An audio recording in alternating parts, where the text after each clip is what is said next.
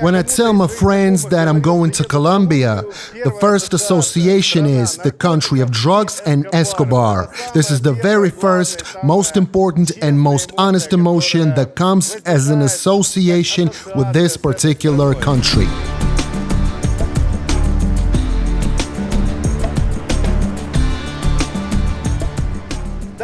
Yes, indeed, this is a dirty, dark page of Colombia's past and present. But I want us to read this page just as it really was. Truthfully, without any stereotypes, without the cliches that were created in the cinema, etc. Therefore, I have the expectation that we will talk with people who are the primary source. At least I was promised that I would meet Escobar's brother, who was in the same prison with him, and with his driver. That is, we will really talk to those people who knew Escobar personally. Pablo Escobar became the first criminal to appear on Forbes' list of 100 international billionaires with a net worth of $6 billion. According to other sources, his fortune totaled more than $30 billion. For example, in the early 90s, the external debt of the USSR was about $57 billion. This man built houses, roads, schools with his own money. He was even ready to pay off the country's external debt. In the 80s, there was no more dangerous person on the planet than the Colombian named Pablo Escobar. This young man, a native of a dysfunctional slum, has managed to make himself a career as a global gangster. Pablo Escobar, for some people, is a monster who executed thousands of people. For the others, Robin Hood and the embodiment of the Latin American dream.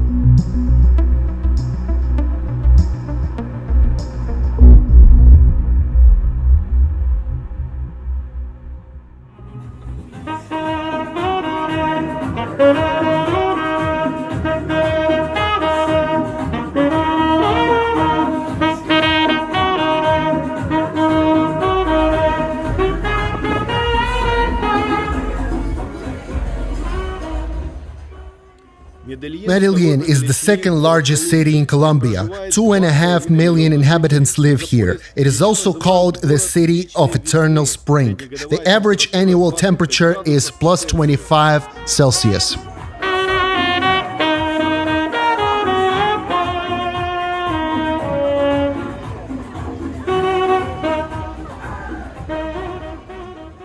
The city has gained worldwide fame thanks to drug lord Pablo Escobar.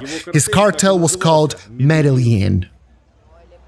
The activities of the Medellin drug cartel from the 70s to the 90s of the last century propelled the city into the top of the most dangerous cities in the world.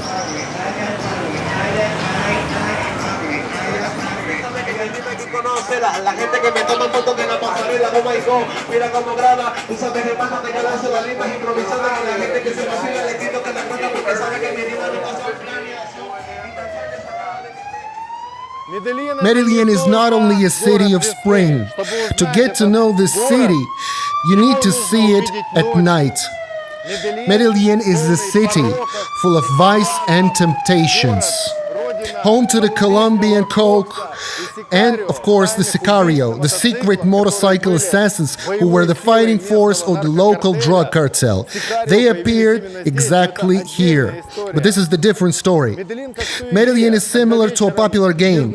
When the civilians fall asleep in the evening, the mafia wakes up. So Escobar would not have been that Escobar if he had not been born and raised in this nutrient medium in Medellin.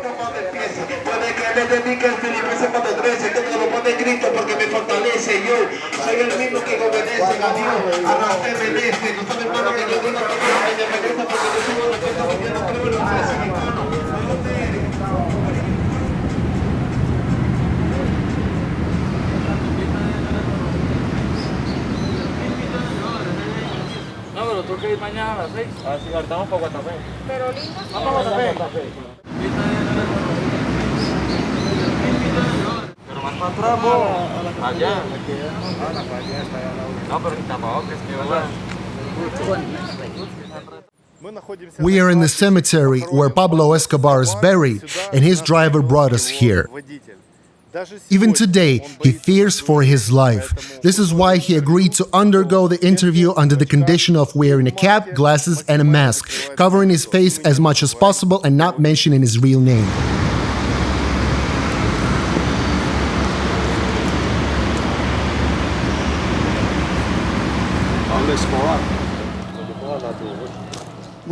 Here is the patron's grave. His mother Himilda and father Jesus are buried nearby, and also here lie the members of his family. This person also worked with Pablo.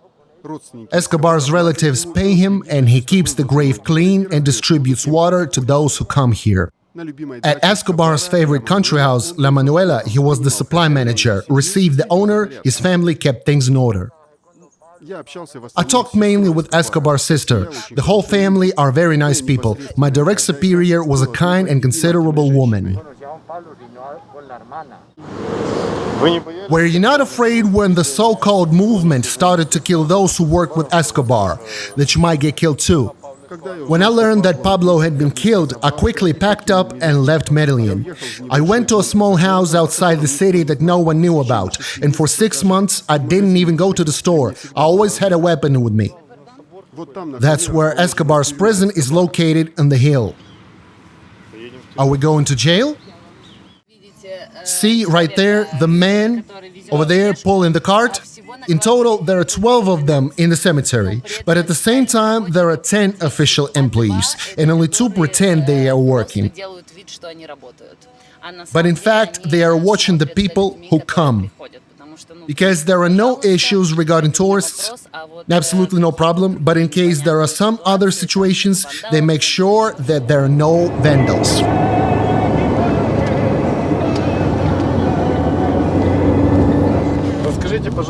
I would love to hear the story of your acquaintance with Escobar. Like, how you met him, how you got to work with him. How was it, in general? I was 18 in 1990. At that time, it was hard to find work in Colombia. My sister's husband worked in Escobar's security service, and he said he was looking for a driver with a car to deliver food to La Catedral prison. I delivered package of provisions to the third ring of protection. After a while, when they were convinced of my reliability, I was told to drive directly to the gates of the prison, which I had not been allowed before. I only heard the guards calling him master. And so I drove up to the gates of La Catedral, and a short man comes out to meet me, holds out his hand and says, "I am Pablo Emilio Escobar." I was scared. I was trembling all over. I understood who I met personally. The only thing Escobar did not like was my car. He asked how much they paid me. I answered $1, to which Escobar said, "Now you will be paid $10.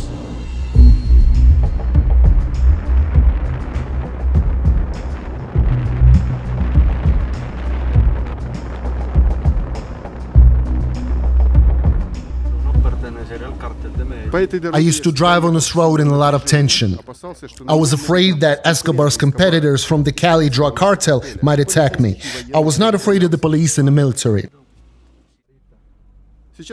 Right there, where we stopped, there used to be a security checkpoint. Nothing has changed since then. Here was a weapon capable of shooting down government helicopter flying up to the prison. Yes, there were definitely risks. And this is the last ring of protection before entering the prison. La Catedral is a temple, cathedral, such a beautiful name for Pablo Escobar's prison. Yeah, like a temple. Well, that's how it translates. He feels nostalgic.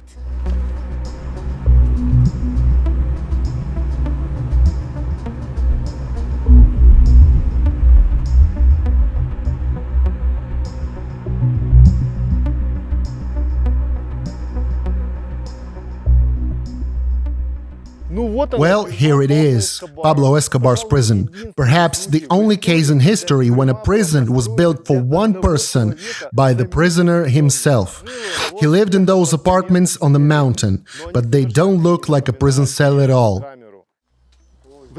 I have a lump in my throat from the memories in this place.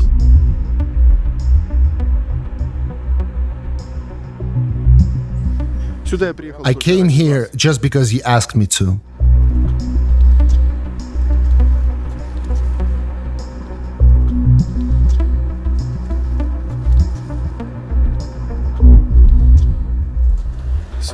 Above is the house where Pablo lived.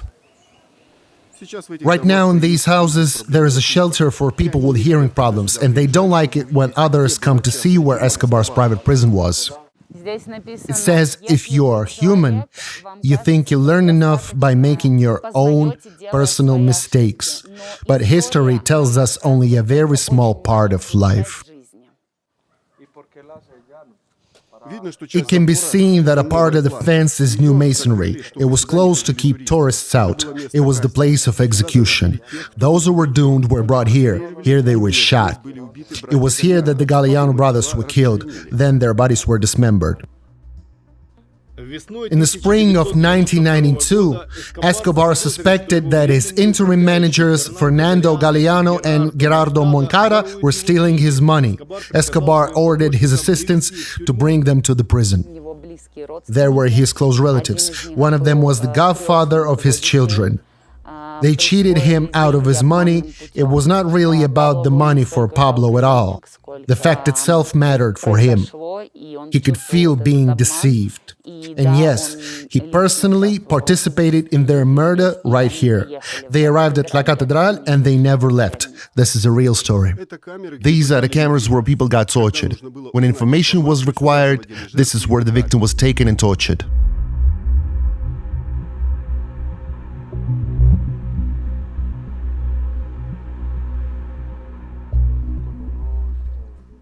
This is where Escobar's men controlled the Medellin airport from with the use of binoculars. Planes with cocaine flew from there and returned with dollars. Those were the rooms where Escobar's guards lived. It can be seen that the fence was built recently so that no one would go here. This is the place where Pablo played chess with the guests. Could someone risk beating him at chess? I imagine what would happen to that person. There was a bunker under the helipad that could even survive an air raid. Do you see the roof next to it? There was a stable with favorite horses. He was very fond of horses. When these facts about the murder and massacre became public knowledge thanks to journalists, it turned out clear that everything had gone too far. The Colombian president Gaviria had no choice but to give the order to transfer the cocaine baron to the real prison.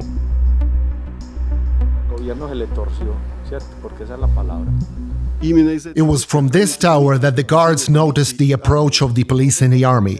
The government decided to arrest Escobar right here in his own prison. He ran out of this house with his guards and ran along this path into the forest. This was the escape route. This was his escape route. Those were the forests that he knew very well. He spent all his childhood here. He rode here with his brother on a bicycle. That's why he ran there. There were 2 guards on the tower. They covered Escobar's retreat. They died, killing 4 police officers. Pablo ran down the path with 30 more guards.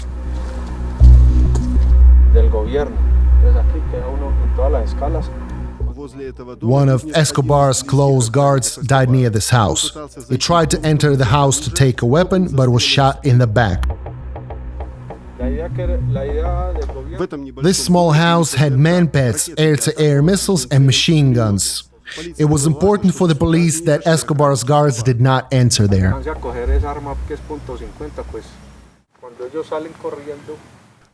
There used to be a door here. Escobar's security managed to close it in order to delay the pursuit.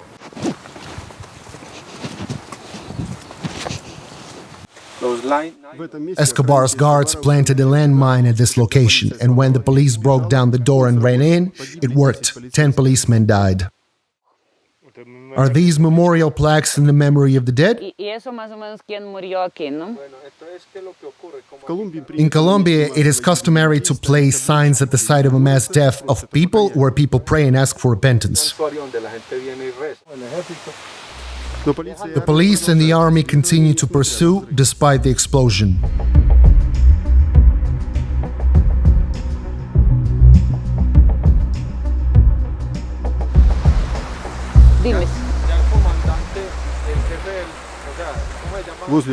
Near the stream, the guards take up defensive positions on the slopes, and one of the guards, turning to the police, yells at them not to go after Escobar.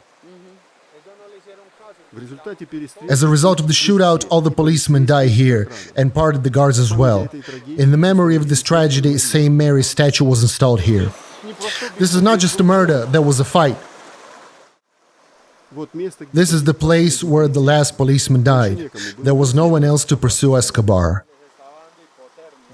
It's kind of cool in the mountains, and Escobar's guards did indeed burn dollars to make fires and keep warm. I really don't like being here, walking along these roads. I have goosebumps all over my body.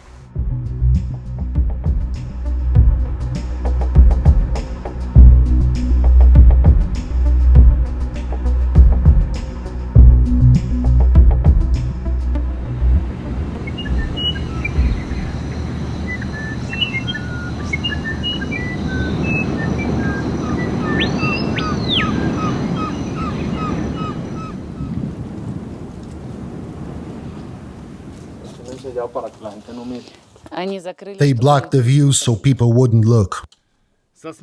After the death of the owner, La Catedral remained abandoned for many years. Almost all the property left here was confiscated. Like everything about Pablo Escobar, La Catedral was also shrouded in many secrets. For example, there have been rumors around the prison for a long time about buried containers filled with millions of dollars. These rumors attracted thousands of treasure hunters here. As a result of these searches, many walls were dismantled, the whole earth was dug up, but not a single dollar was found. Thus, during the first 10 years, La Catedral got dismantled slowly but steadily. Right now, the government of Medellin is building a roof-like cover here, and they plan to close everything so that it will not even be possible to see the helipad. Is this another attempt to erase Escobar from memory? Yes, of course. This hall is completely destroyed. What did they tell the locals about this sign? It says, "Dear guides, when you come here, do not deceive the tourists. All this was built by the monks for the elderly who live here and now.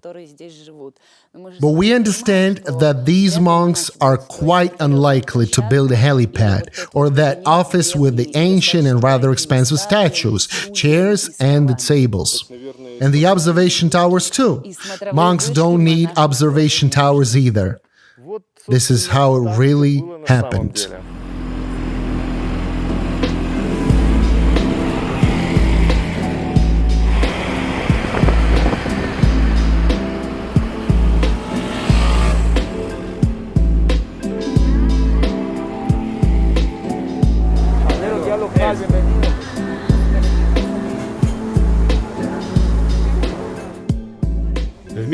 Medellin has the district named Commune 13 in San Javier.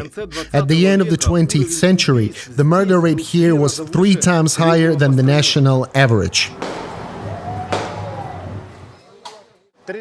13th district of Medellin. In the days of Escobar, the police were simply afraid to come here. It was the most dangerous place in Colombia.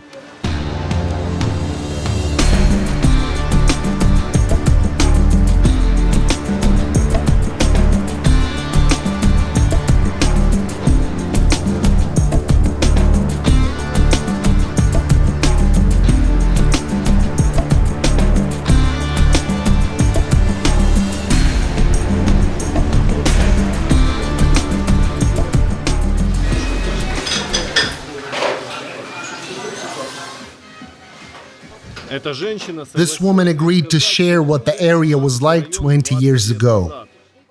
So many years have passed, but even now she's afraid to speak openly. The brutal manslaughter took place right in front of her eyes. Can you remember the period when this area was controlled by Escobar? What happened here?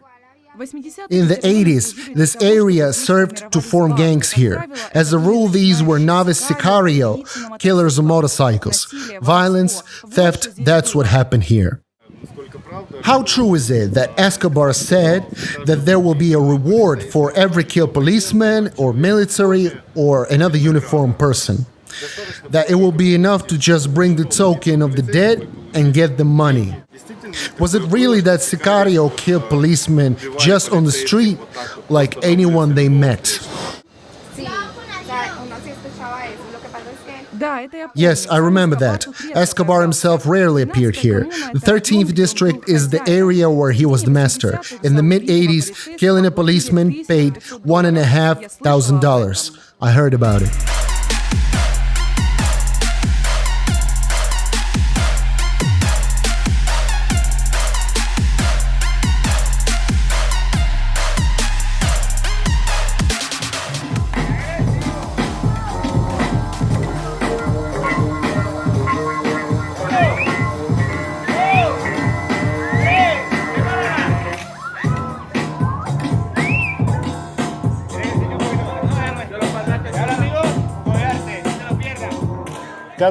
It would seem surprising, but today the 13th district is a hotbed of contemporary art, a hearth of young, talented people who draw graffiti, draw paintings, compose music, dance magnificent dances here. But for some reason, it happens in history that the most brilliant works are born during the war, in the devastation. Creativity is probably like it is really a very strong emotion when it hurts. It probably gives some kind of a spark.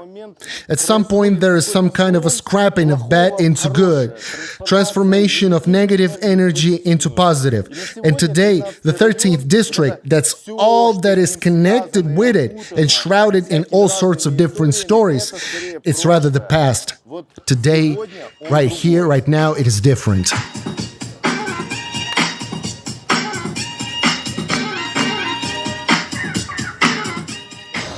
This area has seen a significant transformation and has become something of a creative capital of Medellin, at least a hotbed of contemporary art. Is it better to live here now? After Escobar's death, 3 years were calm. Then new gangs began to appear and it became even worse than it was. We were afraid to go outside during the day and even more so in the evening. Even relatives were afraid to come to us, knowing that we live in the 13th district. But now the situation is radically different. I can go outside at any time of the day and for me it is already a lot. Friends come to me here in the district, you have come here. We can stand and talk calmly without fear for our lives. And we say thank God for this. Thank you. Muchas gracias.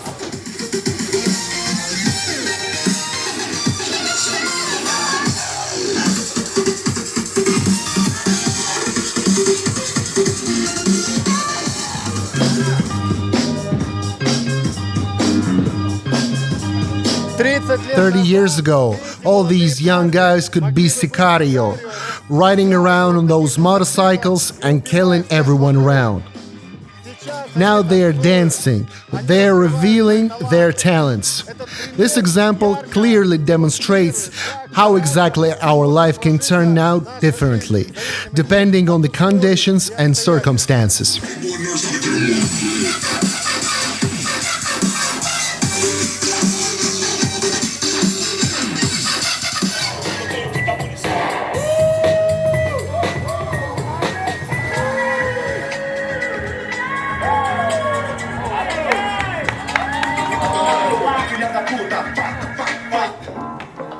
Right now, we are not in the tourist area. There is only one road for tourists and all the other streets, they are not for the eyes of tourists. Once I had a case. I was here with a group. We arrived quite late, around 6 p.m. Right? And exactly at this time, although we don't see anyone right now, but they are there, the army began to show up. army with machine guns in large numbers. This means after 6 p.m. it is no longer their territory. And here, the rules established by the commune apply. 3 times more crimes were committed here than were committed in the whole of Medellin. And Medellin was the crime capital of the world. Previously, this entire territory was controlled by Pablo Escobar, and everyone obeyed him here.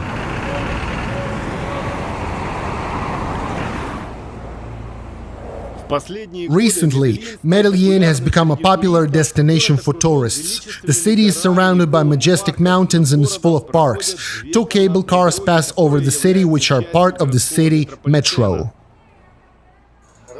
Could you please tell us about the causes of this metro cable emergence? The metro cable was built by the Colombian government to connect 2 parts of the 3rd district. 2 good areas. One is on the other side of the mountain and the other is on top.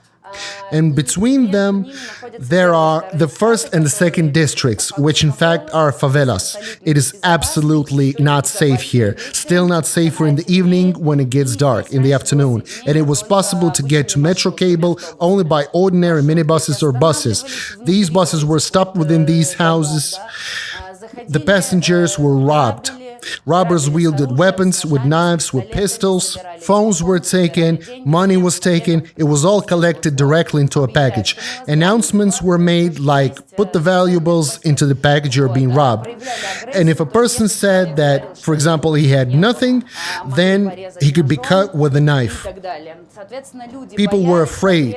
But if you work in the center of Medellin, right, then they had to get home somehow. And every day it was 4 minutes of fear to get home. And then the bad areas were decided to be flown around, as I said correctly, because it is impossible to jump here, impossible to stop and rob. This way, they showed that the state is on the side of the poor areas and is really ready to support them and create conditions for their life and well-being.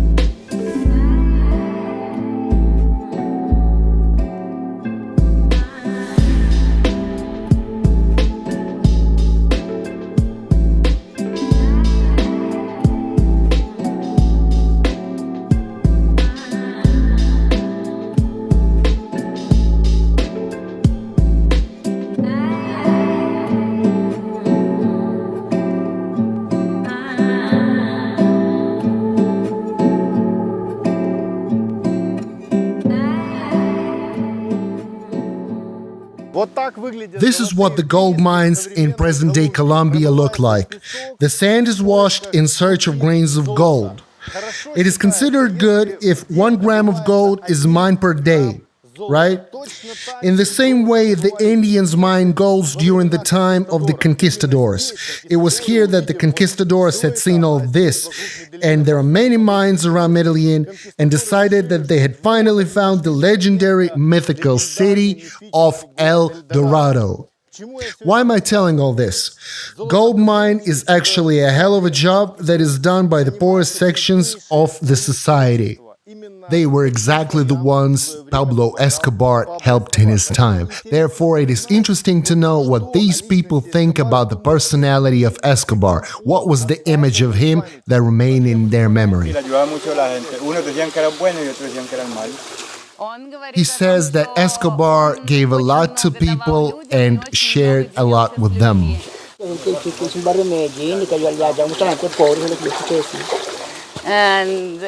He helped all the poor, and all the things were kind of handed out in the streets. These are the times they remember. See, this one has a double flush, right? And this one has a simpler one, and it's harder to see anything there. These guys are considered more wealthy. Reciban de parte de nuestra administración Construyendo Progreso una bienvenida a propios, pero también a nuestros visitantes que son nuestra razón de ser, por quienes trabajamos la consigna que tenemos en nuestro municipio. Los invitamos a que sean conscientes, responsables.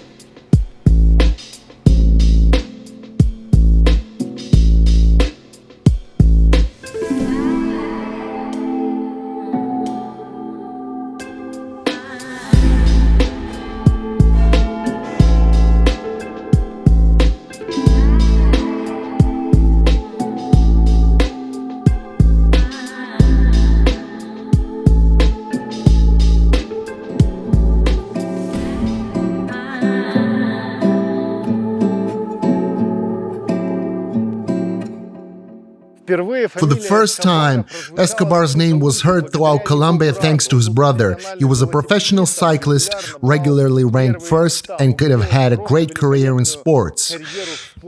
As a result, this brother of his served 14 and a half years in prison.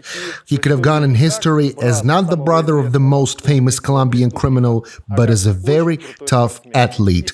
And now we're going to see this brother. Now we have arrived at the house of the brother of Pablo Escobar. In fact, not everything can be filmed. Therefore, somewhere there will be only photos, somewhere there will be only sound. These are the conditions of our meeting and our interview. Bien, vengo a hacerle el tour aquí.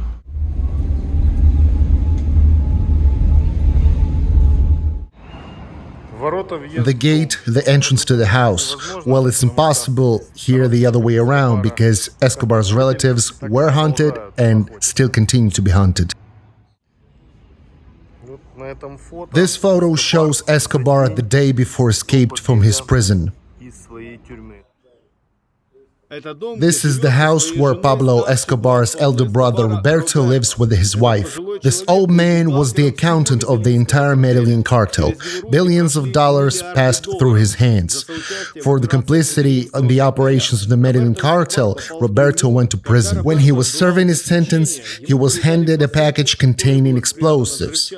The explosion damaged his eyes. Now Roberto sees almost nothing, only silhouettes. There's a person in his house who helps with the housework and at the same time gives tours in the house. All the property of Pablo Escobar after his death was arrested by the Colombian government. The once richest family in the world now lives quite modestly. The house has a small shop where you can buy t-shirts and souvenirs with the image of Pablo Escobar. Near the house are cars and jet skis, which the drug lord rode. By the way, these jet skis were used in the filming of the James Bond movie. This red armored Chevrolet used to be one of Pablo's favorite cars. He called it Phantom. 3 colored buttons were installed in the cockpit. When pressed, either oil or steel spikes or smoke screen poured onto the road from here in order to escape the pursuit. When the blue button was pressed, oil poured out. A red Mercedes is nearby. It has a symbolic number on the license plate. 1 is Escobar's date of birth and 2 is date of death. The blue plate was issued by the government for entry into the Colombian Congress. The police did not stop a car with such a plate. Escobar's brother remembered that back in the 80s, Pablo was presented with a headdress from a Ukrainian football player. It was not a direct gift from the player. He passed it through his friend. Does he remember his last name? Roberto asked us not to film inside the house. And in this dining room, Pablo Escobar celebrated his birthday the day before his death. The entire space of the house has been turned into a museum. Escobar brings income even after his death. Roberto is in talks with Hollywood where he will act as a script consultant.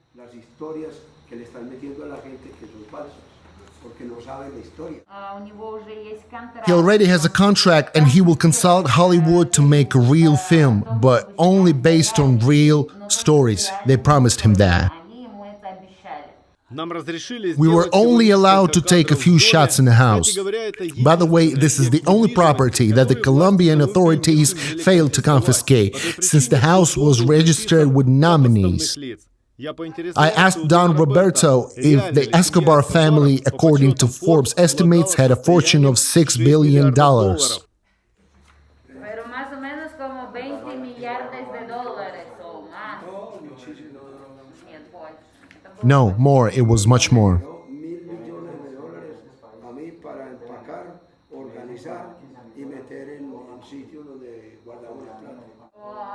He says he remembers people coming to him with $20 million. And he had to spread it out, pack it up, and at the same time figure out where exactly to hide it. What was Pablo like at the time of the decision, making a decision? Could he take someone else's point of view during the discussion, or did he always rely on his own opinion or feeling? What was it like? Pablo was a very calm person, really calm. He first listened to all those present and only then spoke his opinion. But usually, before talking, we discussed in private what to do and how to do it, how to hide the money, how to transport the next cargo across the border. And when there was a general meeting, everything was already decided. Nevertheless, Pablo always listened to his opponents. When someone from his entourage made a mistake, but not fatal for his business, Pablo sat down and talked to this person in a calm way. He offered an alternative solution to the problem. When Pablo died, $500 note was found in his pocket. This is a collectible note. Pablo never gave it to anyone. It was talisman for him. So, this is Mr. Roberto Escobar, the brother of Pablo Escobar, who spent 14 and a half years in prison and was next to his brother all his life. This man was closest to him in the most difficult moments of his life. Unfortunately, we cannot show our entire conversation, the entire version of our meeting, such as the agreement, but we kindly asked, really kindly, and Mr. Roberto agreed to say at least a few words on camera. I will not talk about the reasons, but they do exist. Please, a few words. Pablo was a very calm person. He liked to help poor people. He paid for many Colombians to study at the university. He built roads, houses, and schools in Medellin. I can say one thing. In 1992, Pablo was visited by the Minister of Defense of Colombia of that time in his La Catedral prison. When talking to Pablo, he said, if Escobar is put before the court of mankind, then he should be released. He did nothing wrong to ordinary people. With this phrase, I say goodbye to you.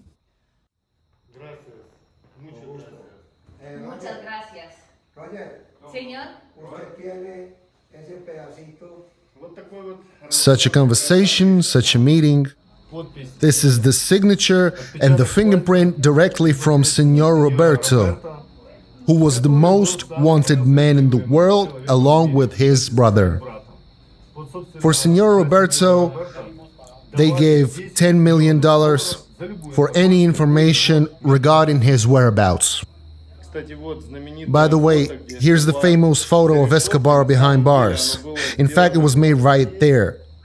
He just opened the door like this and stood behind it. This photo was sent to the president of Colombia as proof that Escobar was taken. And he has already demonstrated to all Colombia.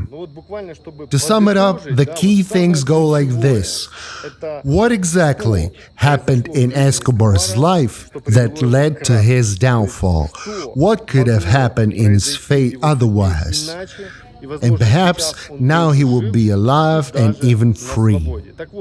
So according to his brother Roberto, there are two key things that go like this.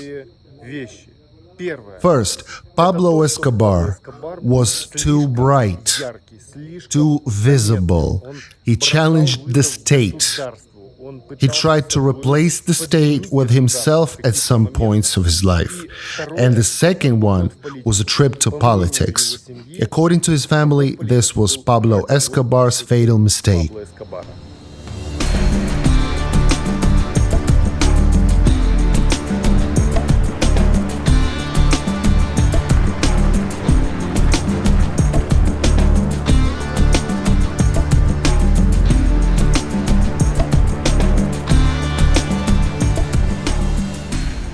Here is one of Pablo Escobar's favorite houses, La Manuela. He dedicated it to his daughter and wanted to build it for the sake of his beloved daughter. He did not have time to sell this house. It was confiscated and then just dismantled by the robbers. Now you see devastation here and the authorities which try to erase any information about Pablo Escobar from the people's memory. They even forbid tours here. You can no longer go to the beach. What does it say? Written, no trespassing.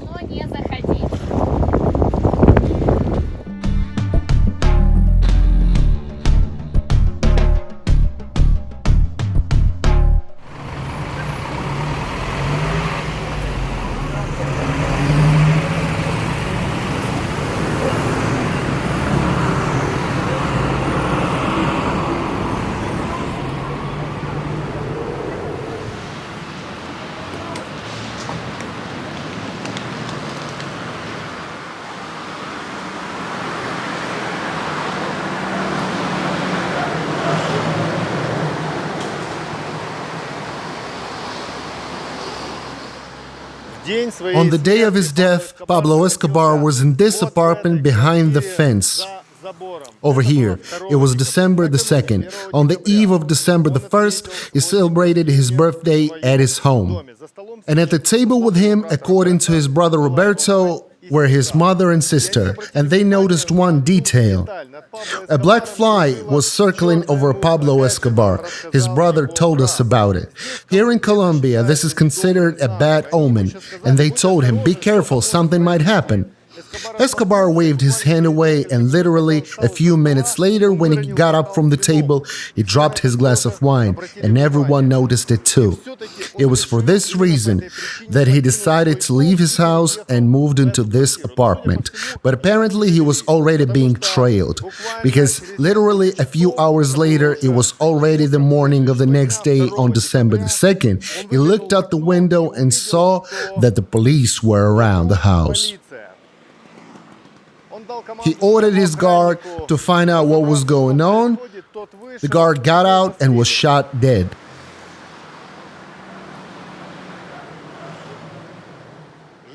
Pablo Escobar's life ended on this blue roof right here. You see, it is the lowest. Here he wanted to jump off and run further. But right here, he was already waited for. But what exactly was the reason of his death? This is a big question.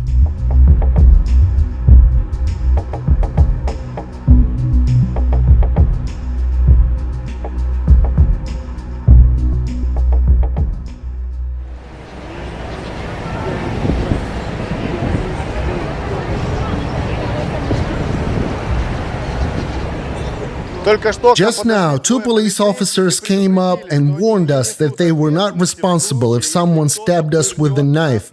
This is a literal translation. The thing is that the center of Medellin is still considered the most dangerous place, not only in Medellin, but in Colombia in general. The criminogenic situation in the city is quite complicated, and at the same time, the center is full of figures of Botero, who is a Colombian, an artist, a celebrity, one of the greatest artists of our time. And right now, what we plan to do, we'll go to his museum. Hello.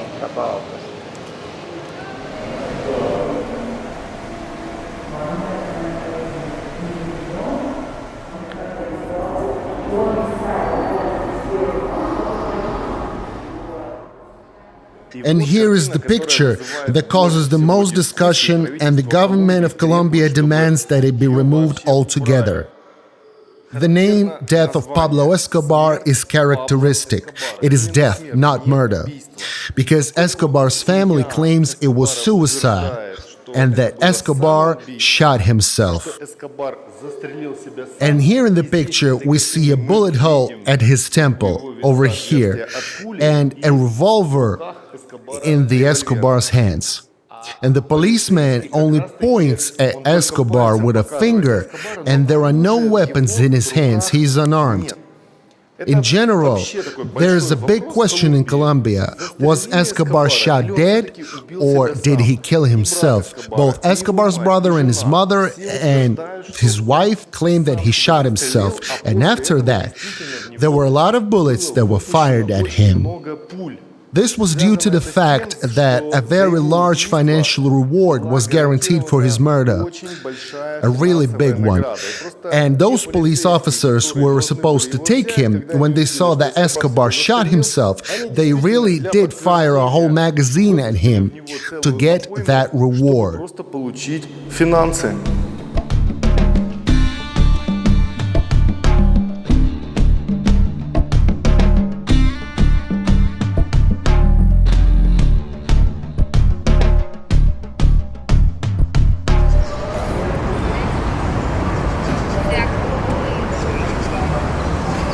Pablo Escobar built a lot of buildings in Medellin in his lifetime. Basically, these were residential apartment buildings for the poor, but there were also office buildings.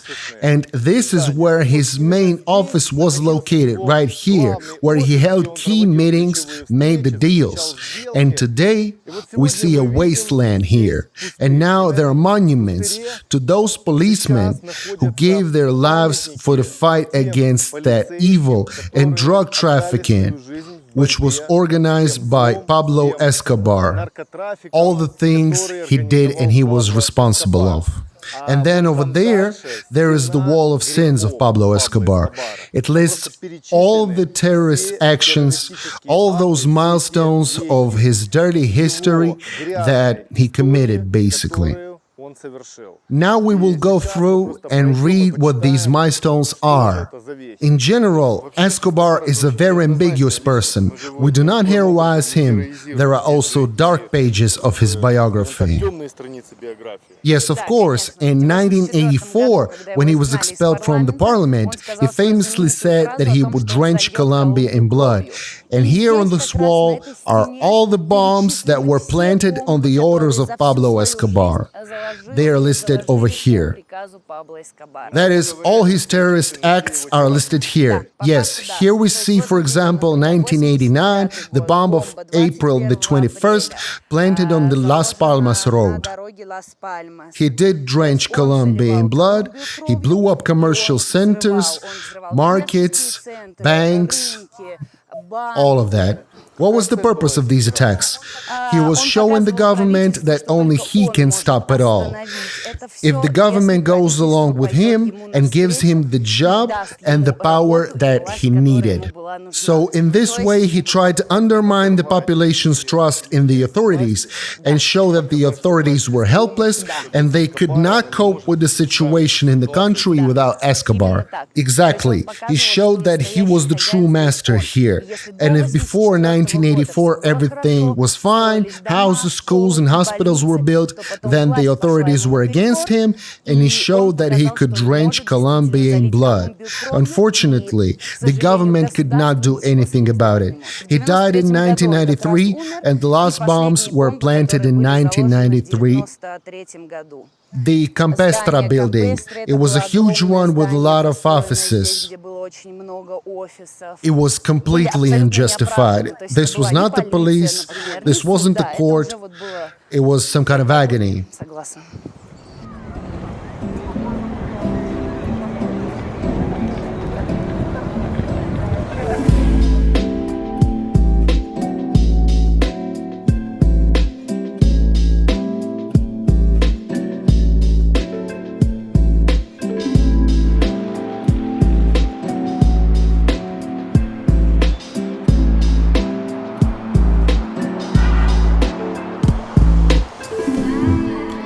He was never able to conquer Bogota, although Escobar's biggest dream was becoming president of Colombia. Who knows how his descendants would evaluate his personality now, if not for one fact. There is one phrase that I remember the most from the communication with his brother Roberto. He said, "There are a lot of lies about my brother, but one truth is that my brother sold drugs." And this one truth is enough for Escobar to go down in history as a negative character.